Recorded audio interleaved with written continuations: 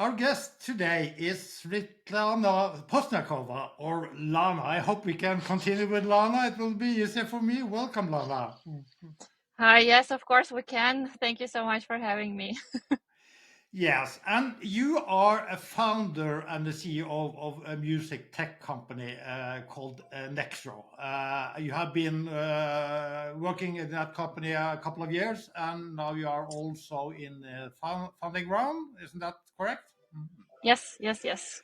Yeah, that's a good background to also take some status about your view about the music industry and the creator economy and also your solution. But you were also a speaker at Unleash, the conference in September. And then you have had a really, really great speech about the different paradigms back in the days in the music experience. What would you say would be the most groundbreaking one that we have experienced as consumers? Yeah, first of all, thank you so much for so many compliments on my speech. Well, I think there has been, yeah, you're right. There has been so many changes from the side of the consumer, and I'm not sure which one would be kind of the most groundbreaking one, but maybe from the recent days would probably be like iTunes and then the introduction of streaming on Spotify and other streaming services. But then before, like when the recording, like the recorded song was introduced, that surely has been kind of something completely different, because before that people were only able to hear the sound if they were able to play the instruments. But then once they were able to kind of, without having sort of the talent of playing the instrument, hear the sound, then I think that also changed the game. That's changes on the consumer side, but what about the changes for creators or labels? Still, there are large music labels controlling a lot of the market. How are there too small changes for the creator?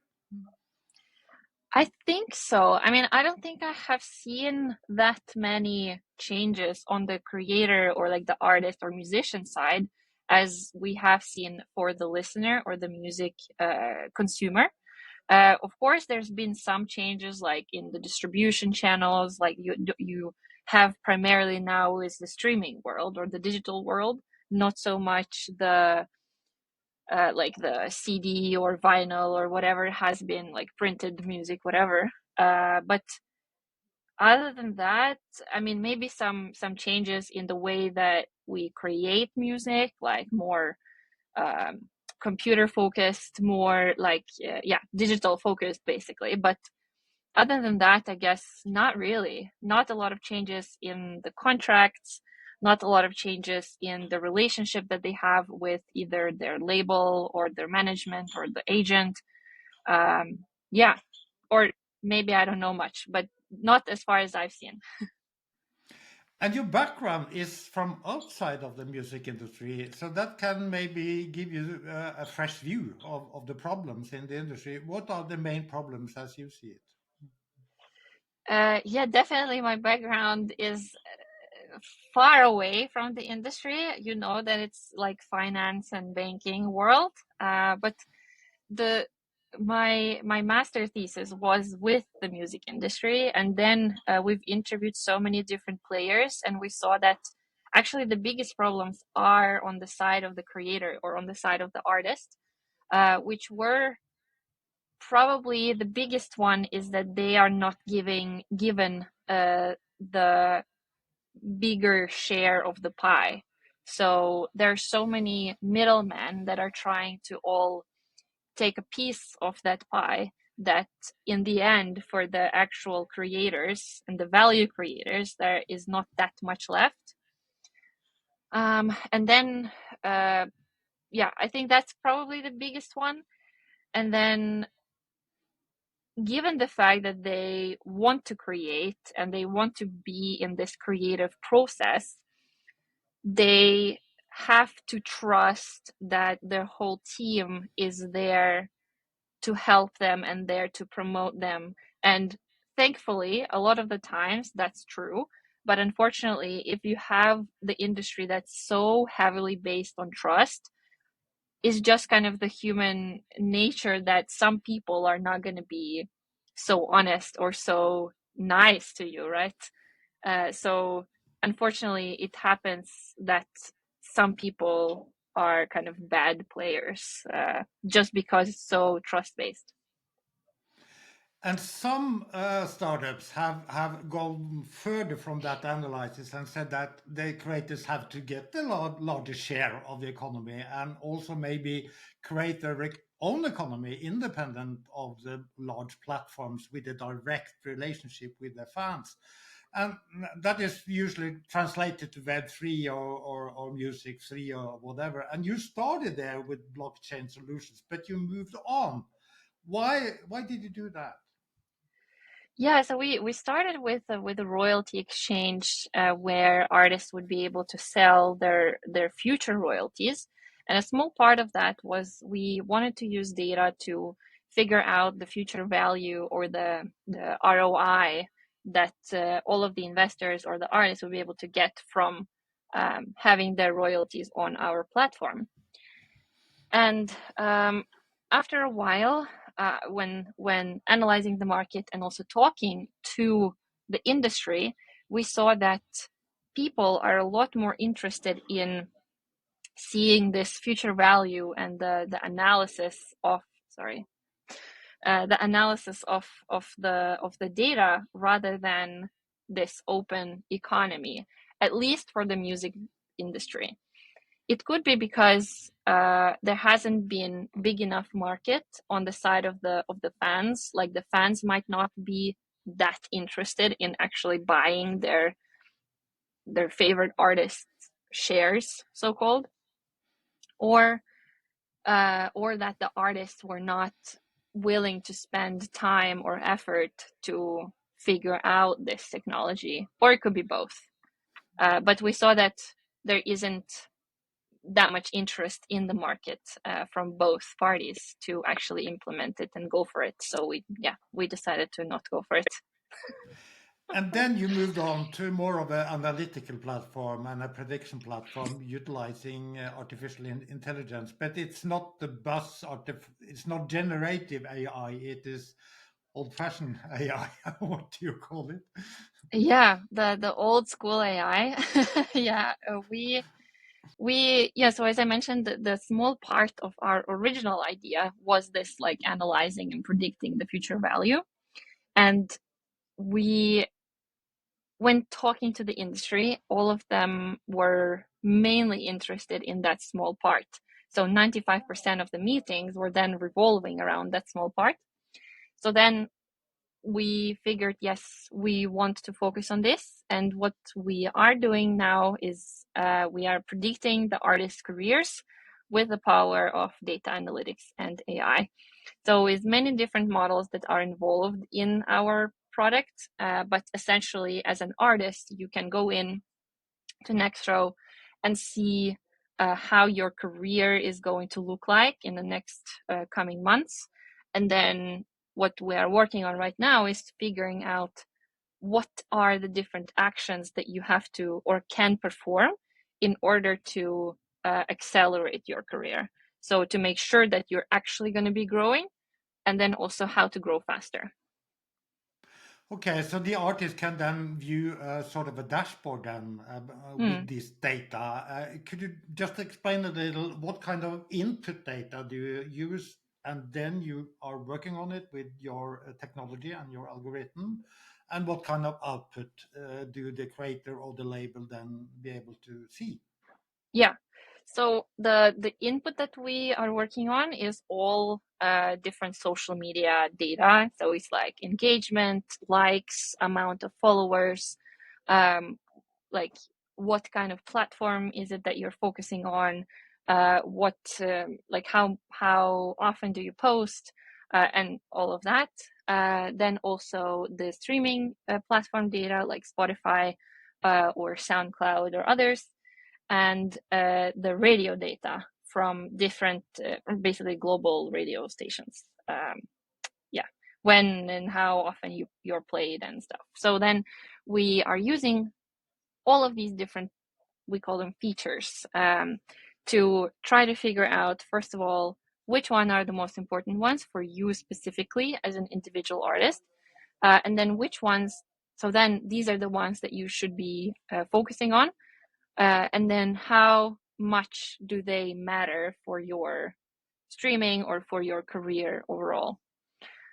And then from that, we can figure out what are the different kind of recommended actions that we think would help you get further. But do you then serve the recommendations in the platform? Is it also some type of consulting included in this? So in my head, consulting is more like one-to-one, case by case, or one-to-one, more manual thing.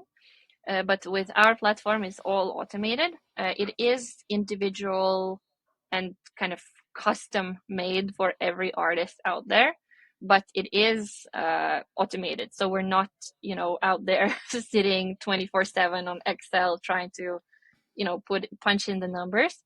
But rather, it's all of the data gathering is automated. The models are automated and trained and all that. So what we did was just make this algorithms and the code, and now it's working by itself. And yes, you're right, you can see it on the dashboard. Just go into app.nexro and then you can access it. But you could say that maybe then the artist and the label, their consultants and their marketing department or whatever, they could maybe utilize these numbers to do the right actions, sort of. Yeah, exactly. So we kind of see that the best way to describe it is kind of to make sure that you're making the right decisions within a label or within a management. So far, the target audience for us have been independent labels, because they are the ones who are struggling the most with trying to figure it out, because they don't have enough resources or time to spend on data analytics, which is exactly what we're doing. So they are the ones who have been reaching out to us. But then sometimes it's management or artists themselves who are interested in data. Quite recently, you shared an exciting post on LinkedIn. You said that you have been working on optimizing your algorithm since June, and you presented also a graphical view of the exactness of the prediction that you could present for instance, on Spotify.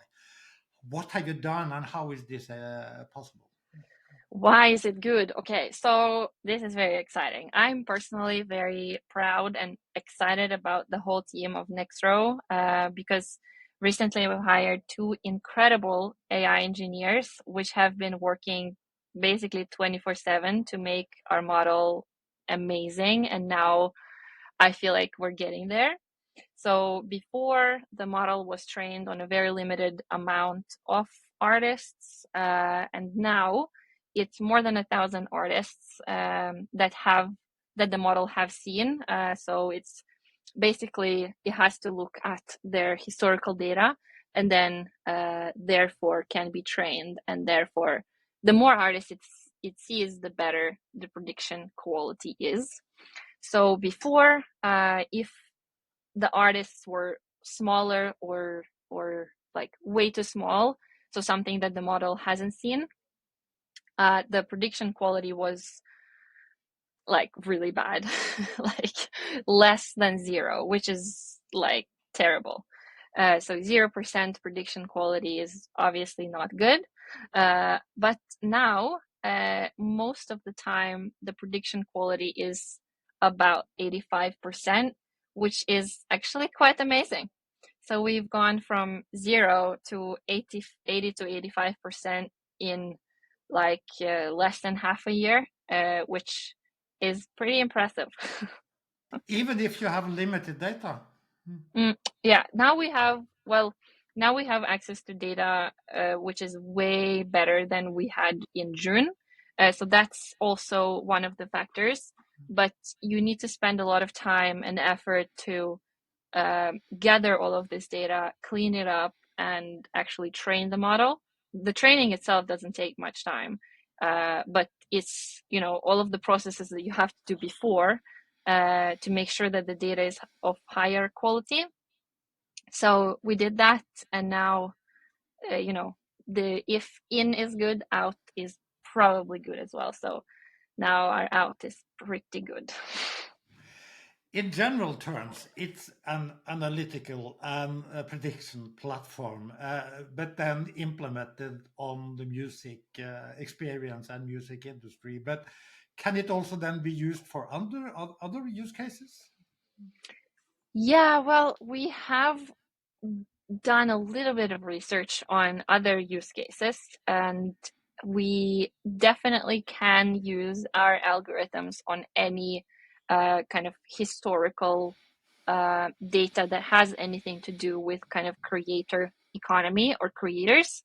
So it can be used on any content pretty much out there. So we have spoken to some companies in the gaming world, in visual arts and broadcasting and TV, and it is very interesting for them as well, because I mean, uh, yeah, it works, but we want to focus on the music industry first, because that's the industry first that we know, but then also kind of, yeah, this is the industry that we have been working in for a while now, and we want to help the music industry first. But yeah, we after a while we want to go into other entertainment verticals, but not yet. Okay, so the pitch right now then is that you are a partner in solving some issues and problems for creators and other players in the music industry, and you are now in the phase where you are funding. And what is the status of that, and what are you going to utilize or use the money for? Yeah, so we've actually almost closed the round, so I'm very excited about that. We're closing probably next month, hopefully. And so far we are still talking to investors and still open to kind of have conversations for those who are interested. So yeah, definitely open to that. But I'm excited about the processes that we have kind of in parallel.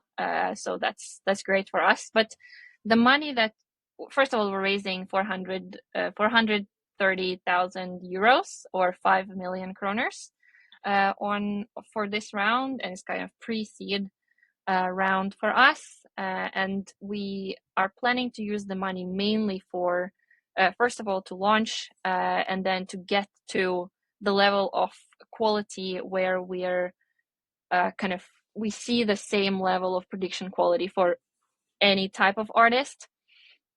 So like 90-ish% for any type of artist, whether it's small, big, or medium size. And then we also want to get to kind of good amount of revenues, which we hope that we can get by Q4 2024. Okay, so far the platform is sort of in the pilot phase or alpha or beta phase. Yes, so right now we're piloting with some labels and management companies, and they're not just in Norway, but in New York, Los Angeles, London, and India. So yeah, we just kind of went with a global thing from the beginning. But yeah, so now is the pilot phase. We are getting as much feedback as we can from them to make sure that we're building something that the industry really, really needs. And then hopefully in Q1, we are actually going to launch.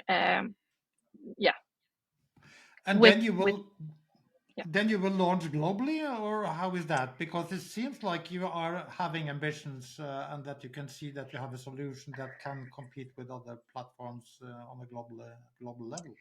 Yeah, definitely, because the the typical path for Norwegian startups is to go in from Norway and then Sweden, maybe Finland, maybe Iceland, and Nordics, and then maybe somewhere else. But for us, it's actually quite important to go global first, because first of all, there are very similar issues that independent labels, artists, and major labels are facing everywhere. And the industry is already very, very global. So it's, for me at least, and for the whole team of Nexro, it's kind of obvious to go global immediately. Plus, the industry, or the music industry in Norway, is quite small, so we kind of have to go global as well. Well, when you are raising money, money is not a new word for you because you have been working in the financial industry, totally different industry than you are working on now. Or is it different? What is the similarities and what are the differences between the creative industry as the music industry and the finance industry? That's an amazing question, I think. So I was thinking about this today, actually. And the reason why I love working in the music industry is because everyone here is in love with music, which I don't think I can say about everyone in finance.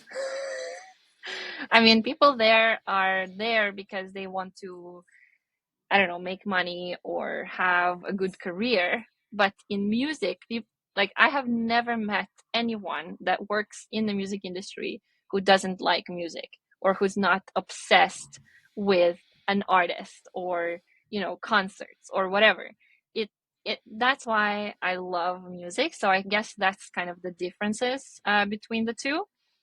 But I think the good part, or or not the good part, but the similarity is that you can, there are so many things that you can do that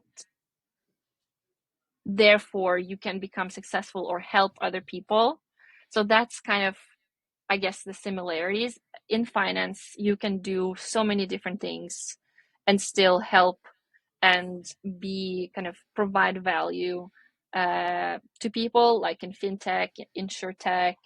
You can be working in payments, you can be working in, I don't know, investment banking, whatever, and you can be working in sustainability, and still somehow help other people and help industry to go forward.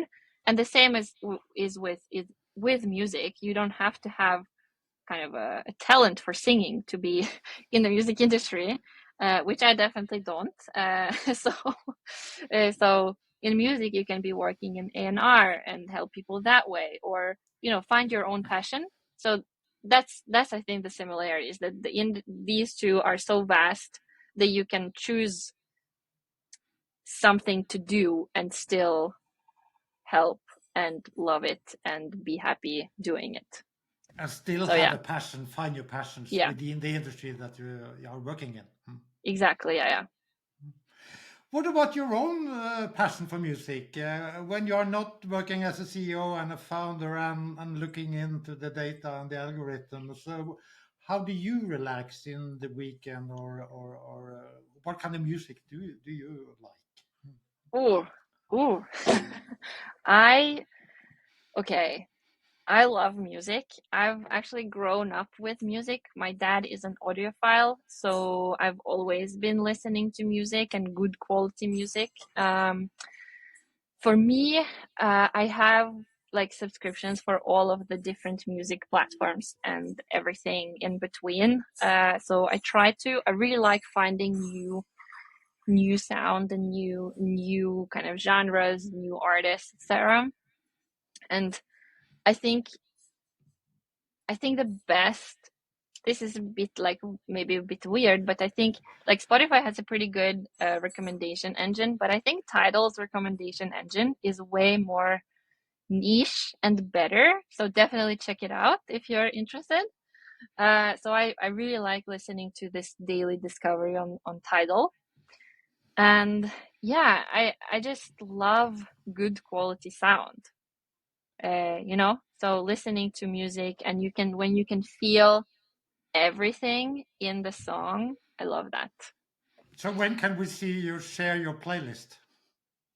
The playlist, I can share it with you, Morten.